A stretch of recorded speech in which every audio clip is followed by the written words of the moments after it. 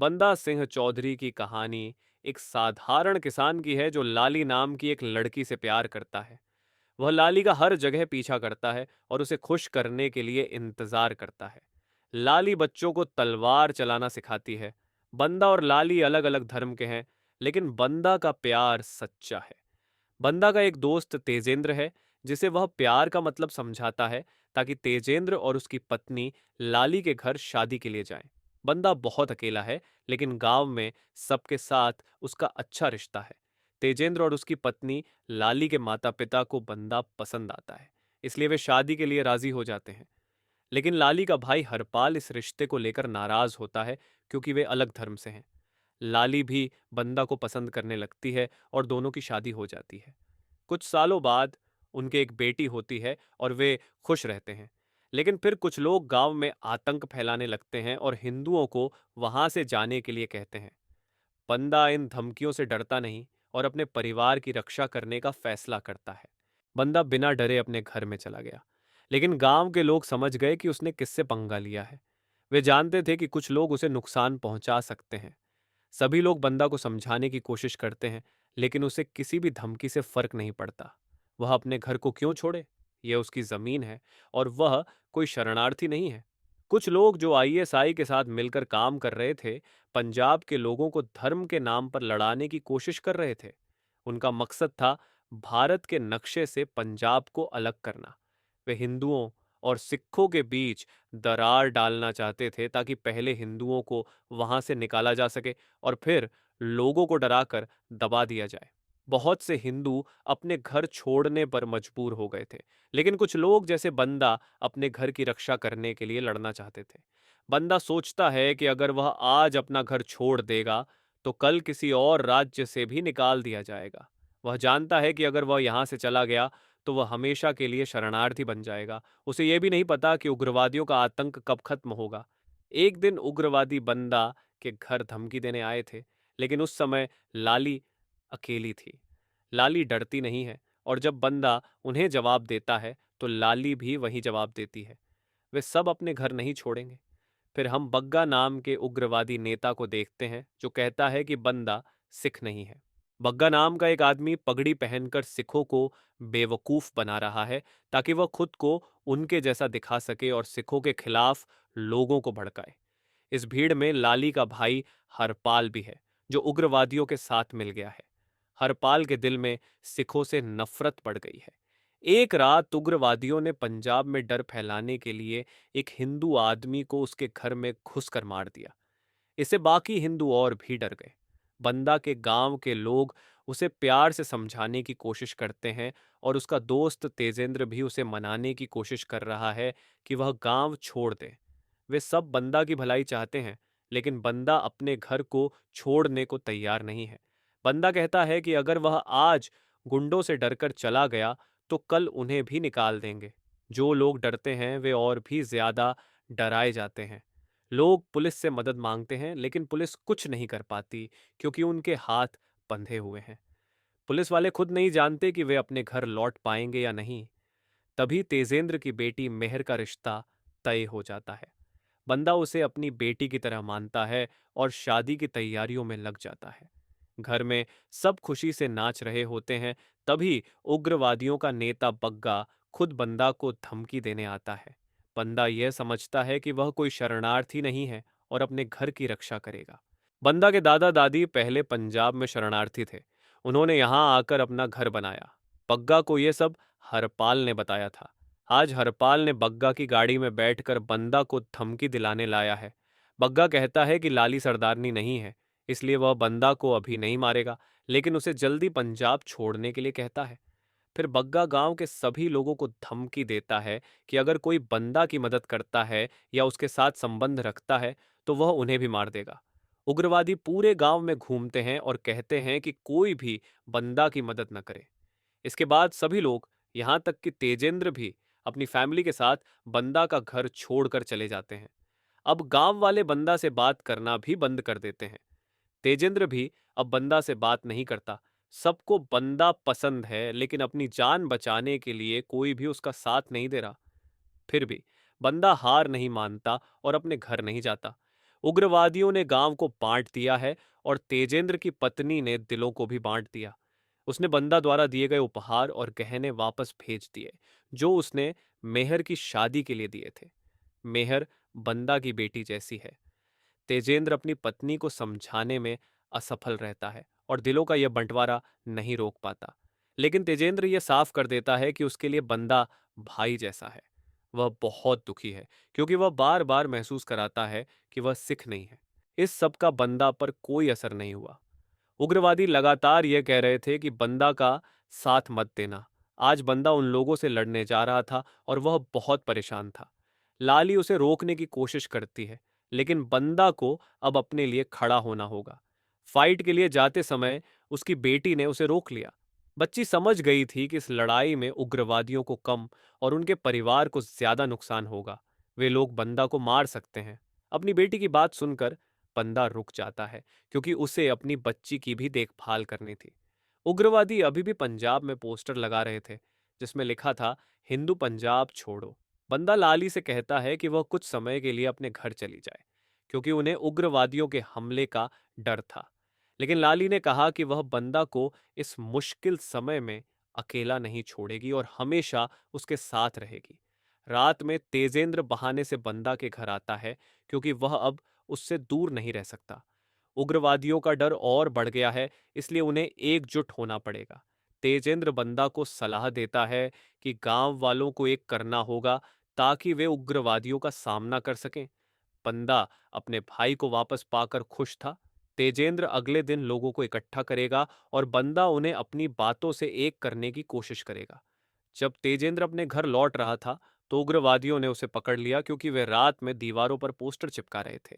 बंदा तेजिंदर को नहीं बचा पाता और उग्रवादियों ने तेजिंदर को मार दिया। इस वजह से पजाई ने बंदा को अपने घर में आने से मना कर दिया। उन्हें लगता है कि तेजिंदर की मौत बंदा की वजह से हुई है, इसलिए उन्होंने धमकी दी कि अगर बंदा नहीं गया तो वे खुद को जिंदा जला लेंगी। अब बंदा को अपना घर छोड़कर जाना पड़ा और वह लाली के घर रहने लगा। उधर उग्रवादियों ने गांव में आकर पैसे इकट्ठा करना शुरू कर दिया। वे कहते थे कि वे पंजाब का विकास करेंगे, लेकिन असल में वे लोगों से पैसे लूटने आए थे। लोग डरकर उन्हें पैसे दे देते थे। फिर उग्रवादी पजाई के घर भी गए और वहां से सारे पैसे और गहने लूट लिए। अगर वे सिखों का भला चाहते तो ऐसा नहीं करते। वे सिर्फ अपना फायदा देख रहे थे और डर बनाए रखने के लिए सिख सिख भाई भाई का नाटक कर रहे थे। बंदा को अपने गांव की पुलिस से मदद नहीं मिली थी। उसने सोचा कि यहां कुछ मदद मिल सकती है, लेकिन वहां भी पुलिस के हाथ बंधे हुए थे। उन्हें कोई कार्रवाई करने का आदेश नहीं था, लेकिन अनौपचारिक रूप से उन्होंने बंदा की मदद की। पुलिस स्टेशन में पड़े हथियार बंदा को लड़ाई के लिए दे दिए। बंदा लड़ना चाहता था, लेकिन किसी को मारना नहीं चाहता था। अब उसके पास हथियार उठाने के अलावा कोई और रास्ता नहीं था। वह हथियार लेकर अपने घर वापस आया और खुद पास के घर की छत पर छिपकर बैठ गया। उसके पिता ने उसे बचपन में निशाना लगाना सिखाया था, इसलिए उसे बंदूक चलानी आती थी। पिंड वालों को पता चला कि बंदा हथियारों के साथ वापस आया है। वे फिर से उसे समझाने लगते हैं, लेकिन बंदा यहां पजाई की जिद की वजह से आया था, न कि उग्रवादियों के डर से। अब वह उन्हीं लोगों की मदद के लिए आया है, लेकिन सभी को लगता है कि वह सिर्फ अपना घर बचाने आया है। बंदा कहता है कि अगर वह अपना घर नहीं बचा सकता, तो पिंड वालों को कैसे बचाएगा और अपने देश को कैसे बचाएगा। वह उग्रवादियों का इंतजार करने लगता। फिर उग्रवादी आए, लेकिन वे धमकी देने या पैसे लूटने नहीं आए। वे तो मेहर को जबरदस्ती ले जाने आए थे। पजाई अपनी बेटी को बचाने की पूरी कोशिश करती है, लेकिन और कोई मदद नहीं आ रहा था। तभी बंदा ने उग्रवादियों पर गोली चला दी। एक उग्रवादी के पैर पर गोली लगी और वे उसे वहीं छोड़कर भाग गए। अब पजाई बंदा से माफी मांगती है और समझ गई कि अगर वे गुंडों से डरते रहेंगे तो वे हमेशा उन्हें परेशान करेंगे। अब से वह बंदा का साथ देने का फैसला करती है। लाली भी अपने घर से वापस आ गई थी और अब वह भी बंदे की लड़ाई में उसका साथ देगी। इस समय पंजाब के हालात बहुत खराब हैं। पुलिस चेकपोस्ट पर चेकिंग नहीं करती, बल्कि गुंडे खुद चेकपोस्ट बनाकर खड़े हो गए हैं और तय करते हैं कि कौन आएगा और कौन नहीं। उधर पिंड वाले बंदा को समझाने आते हैं कि उसने उग्रवादियों पर गोली चलाकर गलती की है। अब वे उग्रवादी बदला लेने आएंगे और इसका खामियाजा पूरे पिंड को भुगतना पड़ेगा। तब पजाई सभी को समझाने की कोशिश करती है। उग्रवादी लोगों को अलग रहने के लिए कहकर अपना फायदा निकाल रहे हैं। वे कभी सिखों का भला नहीं चाहते। पिंड वालों को एक होना होगा और उग्रवादियों के असली मकसद को समझना होगा। अब सभी पिंड वाले बंदा का साथ देने के लिए तैयार हो गए हैं। उन्होंने बंदे के घर पर गन और तलवार चलाना सीखना शुरू कर दिया, ताकि जब उग्रवादी उनके गांव में आएं तो वे उनसे लड़ सकें। लाली, जिसे तलवार चलाना आता है, सबको सिखा रही है। उधर उग्रवादियों ने हिंदुओं की बस में घुसकर उन्हें मारना शुरू कर दिया। वे बच्चों को भी नहीं छोड़ते। हरपाल बच्चों को नहीं मारना चाहता था, लेकिन उसने उग्रवादियों की बातों में आकर उनकी गैंग ज्वाइन कर ली है, इसलिए उसे जो भी कहेंगे करना पड़ेगा। पिंड वालों की ट्रेनिंग पूरी हो गई थी तो बंदा ने गांव में उग्रवादियों की एंट्री रोकने के लिए एक बोर्ड लगा दिया, लेकिन उग्रवादी सब तोड़कर गांव में आ गए। बंदा के साथी जो हथियार चलाना सीख रहे थे, उग्रवादियों के आने पर डरकर अपने अपने घरों में छिप गए। अब बंदा अकेला रह गया। उग्रवादी उसे मारने की धमकी देने लगे, लेकिन तभी अंदर से मेहर ने उन पर गोली चलाई। उन्होंने यह नहीं देखा कि बंदा के कितने साथी अंदर हैं और कितने भाग गए हैं। उग्रवादी डरकर भाग जाते हैं। आज बंदा की जान बचाने में पजाई, लाली और मेहर ने मदद की थी। उग्रवादियों के जाने के बाद बाकी पिंड वाले आए और अपने डर के लिए शर्मिंदा हुए। वे बंदा से माफी मांगते हैं और वादा करते हैं कि आगे से ऐसा नहीं होगा और वे हमेशा उसके साथ रहेंगे। बंदा सभी को माफ कर देता है। अब सभी लोग मिलकर उग्रवादियों के आने का इंतजार करने लगे। वे रातों को जागकर चेक नहीं करते थे कि उग्रवादी आ रहे हैं। उग्रवादी तो नहीं आए, लेकिन हरपाल बंदा के घर आ गया। वह बहुत दुखी था और अपनी जान बचाने के लिए मदद मांग रहा था। हरपाल बदल गया था और अब वह किसी को मारना नहीं चाहता था। उसने सही मौका देखकर बग्गा को मार दिया, क्योंकि बग्गा अकेला था और वह बचकर भाग गया। लेकिन अब उग्रवादी हरपाल के पीछे पड़ जाएंगे। बंदा और पिंड वाले हरपाल पर भरोसा नहीं कर रहे थे, इसलिए उन्होंने उसकी गन ले ली और उस पर नजर रखी। लाली अपने भाई पर भरोसा करने लगी थी और उसे खाना खिलाती थी। फिर अगले दिन खबर आई कि बग्गा सच में मर गया है।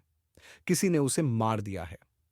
इस खबर से सभी खुश हो गए और अब हरपाल पर भरोसा करने लगे। उग्रवादियों का नेता खत्म हो चुका था, इसलिए सब आराम से हो गए। बंदा लाली के साथ मेहर की शादी की तारीख तय करने लड़के वालों के पास गया। पंजाब में खतरा कब खत्म होगा यह नहीं पता, लेकिन अब थोड़ी टेंशन कम थी, इसलिए शादी के लिए सही समय था। शादी की तारीख तय हो गई और बंदा और लाली खुशी खुशी अपने घर लौटे। लेकिन वहां बग्गा अपने लोगों के साथ पहले से ही आया हुआ था। उसने कई पिंड वालों को मार दिया था और कुछ को बंदूक की नोक पर बैठाया हुआ था। हरपाल अब भी बग्गा का आदमी बना हुआ था। हरपाल ने झूठी कहानी बनाकर बंदा के घर में प्रवेश किया ताकि वह बंदा के साथियों का पता लगा सके और बग्गा को सही समय पर हमला करने के लिए बुला सके। लेकिन इससे पहले कि बग्गा बंदा को मारता, बंदा अपने बाकी बचे साथियों को लड़ाई के लिए तैयार कर देता। अब कोई भी अपनी जान की परवाह नहीं कर रहा था, क्योंकि वे जिंदा रहने के लिए लड़ रहे थे। इस लड़ाई में पिंड वालों ने सभी उग्रवादियों को मार दिया। लाली ने अपने भाई हरपाल को भी मार दिया। बंदा ने बग्गा को मारने से पहले सबको उसकी सच्चाई दिखाई कि बग्गा असल में सिख नहीं है, बल्कि वह सिख बनने का नाटक कर रहा था ताकि सिख भाइयों को अपनी तरफ कर सके। आखिरकार बंदा बग्गा को मार देता है और यहीं पर फिल्म की खुशहाल समाप्ति हो जाती है।